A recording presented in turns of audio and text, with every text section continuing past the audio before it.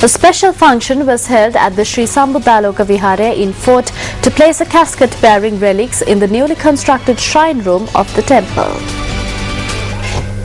The shrine room of the Sri Sambudaloka Vihare was built in line with the 2600 Sambuddhatta Jayanti celebrations. President Mahinda Rajapaksa placed the casket in the shrine room after religious observances.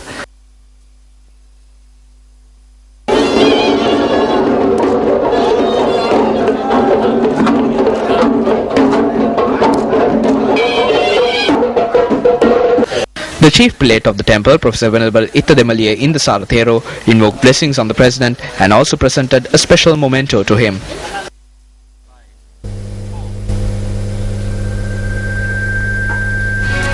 Speaking at an event in Hambantota today, UMP Parliamentarian Sajith Premadasa made clarifications regarding his political journey.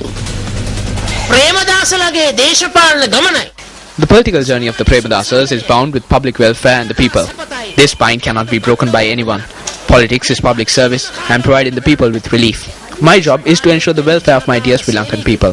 So remember that in Sajith Premadasa's political journey, first comes public welfare and providing relief, second is public welfare and providing relief, and third is also public welfare and providing relief. Why is that we provide welfare and relief? Because the current government is not doing its duty by the people. Sajith Premadasa expressed these views at an event held to distribute children's bank account books to 126 children in Suryawa, Hambantota under the Janasuya Foundation. Savings books were presented to children from the Pansiyapanasiyaya and Samagipura areas. A public seminar was held in Gampaha yesterday under the theme The Post-Impeachment Future of the Country.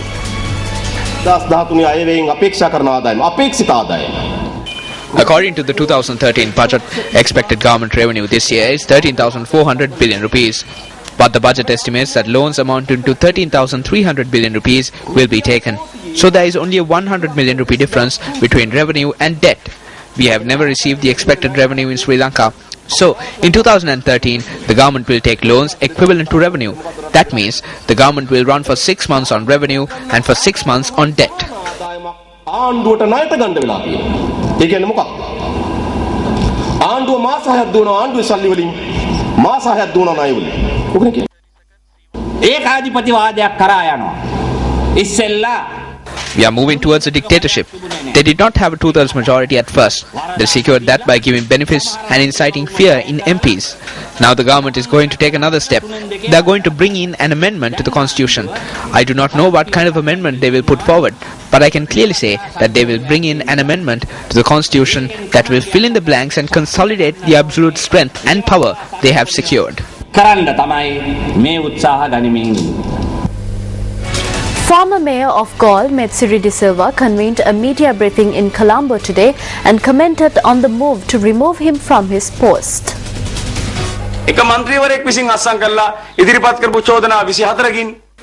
This crime has been committed against me because of 24 charges levelled against me, which was signed by one councillor. The Chief Minister, who accepted the 24 charges, appointed and sent an investigation team to my office with great haste. 1 to 2 weeks after that, they sent a response to me saying that I had been found guilty on 16 of the 24 charges. They have not told me what mistake I made. Some people questioned me saying that the Chief Minister told me that I was guilty of these 2 charges. I clearly challenged the Chief Minister as to how he could continuously find me guilty of charges being levelled against me when only one complaint has been investigated. I challenged the Chief Minister to reveal these 2 charges to me. I have a wife who is a lawyer and a bank officer. I have 3 children. These ridiculous charges will put a black mark on their self-respect in the future. These children will be told in school that their father was a thief and was put out of office. The Chief Minister must be held responsible for the defamation to my children, the disrepute to my wife's occupation, and everything else that has happened through raising these ridiculous charges.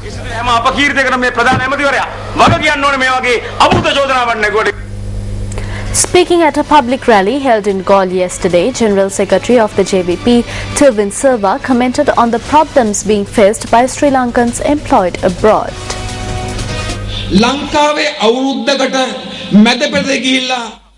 More than 400 Sri Lankans who travel to the Middle East return in coffins every year. We know about Rizana's case because it was a sensitive one. There were killings after this as well. More than 400 of them return in coffins every year.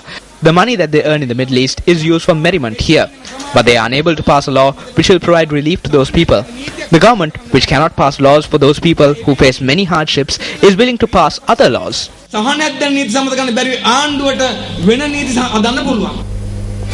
Parliamentary Coordinating Secretary for the President, Kumara says that if we love the environment will in turn respond in a positive manner.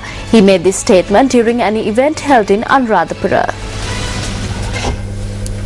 An event organized by the Red Cross Society was held at the North Central Province Auditorium today to distribute monetary donations and essential items among 200 families who were affected by the severe drought experienced in the Anuradhapura district last year.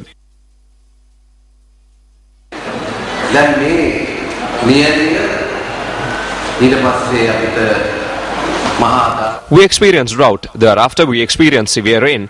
All of these are destined to happen to us by nature. It is our misfortune that nature is against us. Not only in Sri Lanka, but the whole planet is being affected by natural disasters.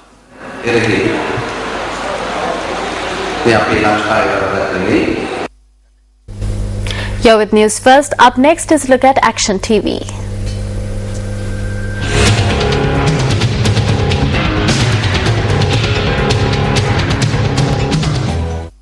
The Maligawatta housing scheme, constructed under the housing development program of this country, which is an example to the world, shows that with careful and proper planning, even urban swamps can be turned into true settlements. It is true that problems surrounding sanitation, which crop up at other similar housing schemes, are not alien to the Maligawatta housing scheme either.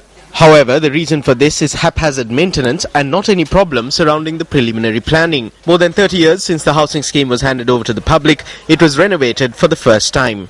Although the flat dwellers are satisfied with the renovation work, there are things happening in the guise of renovation which are not particularly good. This construction is one example. There is a condominium authority in the B45 block. This construction is being carried out based on the wishes of authorities, violating our sovereignty. We have pointed out our plans, our territories and the square area and requested to separate our land. However, they refrain from measuring the area, claiming that higher authorities are pressurizing them and continue the construction, violating our sovereignty day by day.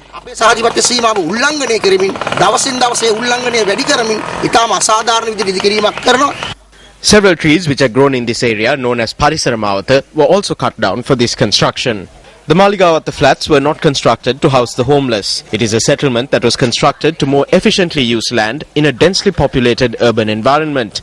As such, shouldn't steps be taken to remove this construction which hampers the circulation of air in this complex? Minister of Construction, Engineering Services, Housing and Common Amenities, this one is over to you.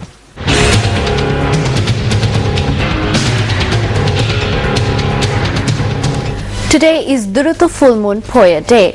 It is believed that Lord Buddha first visited Sri Lanka on Duruthu Full Moon Poya Day. 9 months after he became the Buddha, Lord Buddha visited Mahiyangane where he preached his teachings to the Yaksha tribe. The Mahasardun in Mahiyangane, which was built to commemorate Lord Buddha's visit, is considered to be the only pagoda built during his lifetime. On that day, the Lord Buddha preached to the people in this country or in this area.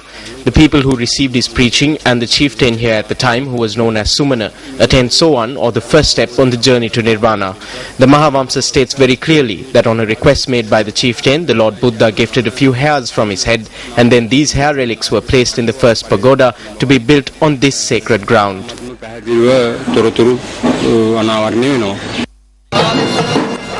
Meanwhile, the final Randoli Perera of the Duruthu festival of the Kalaniya Raja Mahavihara was held last night. Opposition leader Ranil Wickremesinghe placed the relic casket atop the elephant Indi Raja. While about 40 elephants were included in the Perera, it was further coloured with displays of cultural dances from the hill country, the south and Sabragamua.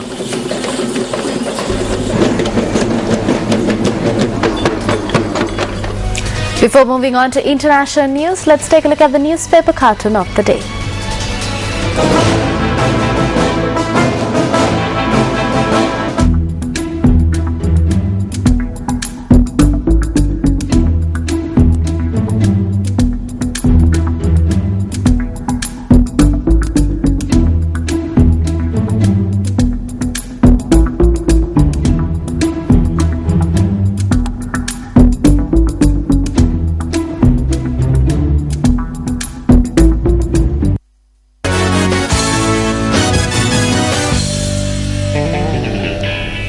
Starting off with some cricket news, Sri Lanka lead the T20 series against host Australia with a comprehensive 5-wicket win in the first match at the Stadium Australia in Sydney.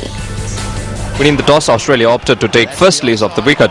The Australians posted 137 for 3 in their allotted 20 overs. Sri Lankans successfully chased the target in 18.5 overs, losing 5 wickets on the way. The top scorer for the day was David Warner. A catch by David Warner was dropped in the 15th over by Nuwan Kulasekara. Warner scored 90 runs, which included 5 fours and 3 sixes. Yes, he has. Yes, he has. Low Yorkers, much easier. Now down the ground. TM Dilshan and 2020 debutant Kushal Janit Perera commenced the run chase for Sri Lanka. Perera scored 33 runs off 22 balls. Top scorer for the Sri Lankans was Angelo Matthews, who contributed 35 runs. David Warner was adjudged the man of the match. Wants a piece of Lachlan, he walked back in. That's a full toss down to the fielder again. And that brings to an end our weekend primetime news for today. It was a pleasure having you with us. I'm Punshani Everisingha. Good night.